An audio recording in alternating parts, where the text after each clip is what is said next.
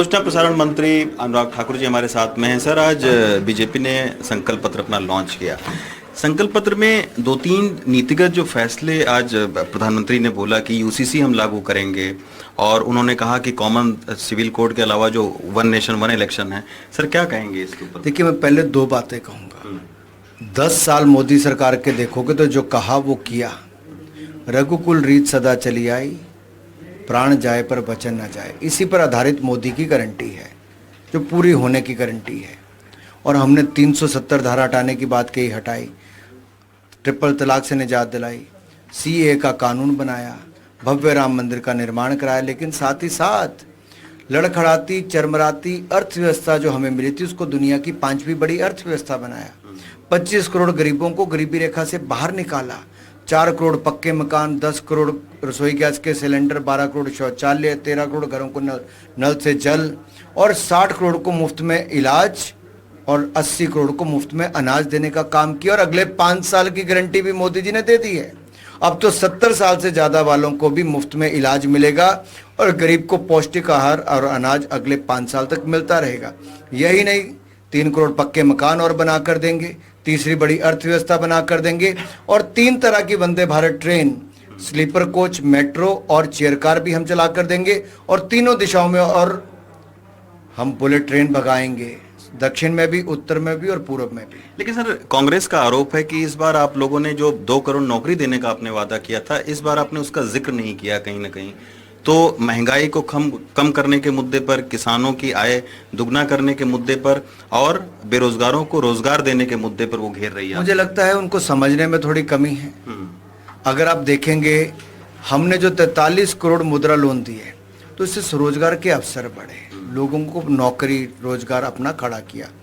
अब हम उसकी बढ़ाकर 10 लाख की बजाय 20 लाख करने वाले हैं, उससे और उनका काम धंधा बढ़ेगा।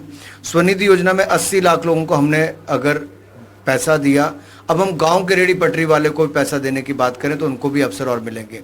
हमने 51 करोड़ बैंक खाते खोले भी और उनमें पैसा भी दिया ताकि लोगों को और सुविधाएं मिल सके। हम निवेश से रोजगार पैदा करना चाहते हैं। आज हमारी जो इन्वेस्टमेंट है, फॉरेन डायरेक्ट इन्वेस्टमेंट है, वो इनके समय 31 बिलियन डॉलर थी, आज 71 बिलियन डॉलर तक आके पहुंच गई साल की। इससे क्या फर्क दिखता है? एक और हमारा एक्सपोर्ट 387 बिलियन से 766 बिलियन डॉलर पहुंच गया। हमारे फॉरेक्स रिजर्व 287 बिलियन डॉलर से आज 620 बिलियन डॉलर पहुंच गए। हमारा मोबाइल एक्सपोर्ट होना शुरू हो गया, 2.5 गुना ज़्यादा एक्सपोर्ट हो गया। कभी हम दूसरे आयात करने वाले थे, आज दूसरे सबसे बड़े निर्माता बन गए। मरीन एक्सपोर्ट हमारा 5 गुना बढ़ गया। हमारा टॉयज एक्सपोर्ट 2.5 गुना ज़्यादा बढ़ गया। कैसे संभव हुआ? ये मोदी सरकार के आत्मनिर्भर भारत कैंपेन के अंतर्गत हुआ है। और इसमें आपको बताना नहीं पड़ता, ईपीएफओ में 7 करोड़ 60 लाख लोगों ने रजिस्ट्रेशन कराई पिछले 6 सालों में। ई श्रम कार्ड मिले 30 करोड़ लोगों को। अब कांग्रेस को तो कौन समझाए। अच्छा सर, आपके मंत्रालय से जुड़ा सवाल है, जो भी आज प्रधानमंत्री ने बोला कि 2036 में ओलंपिक का आयोजन करवाएंगे।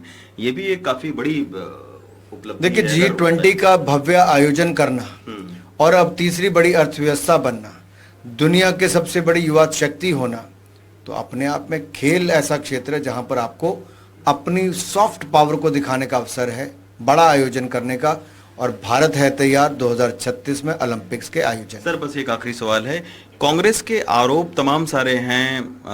उनका ये कहना है कि हमने अपने घोषणा पत्र में मोबाइल देने की घोषणा किया है, रोजगार देने की एक संख्या निर्धारित की है।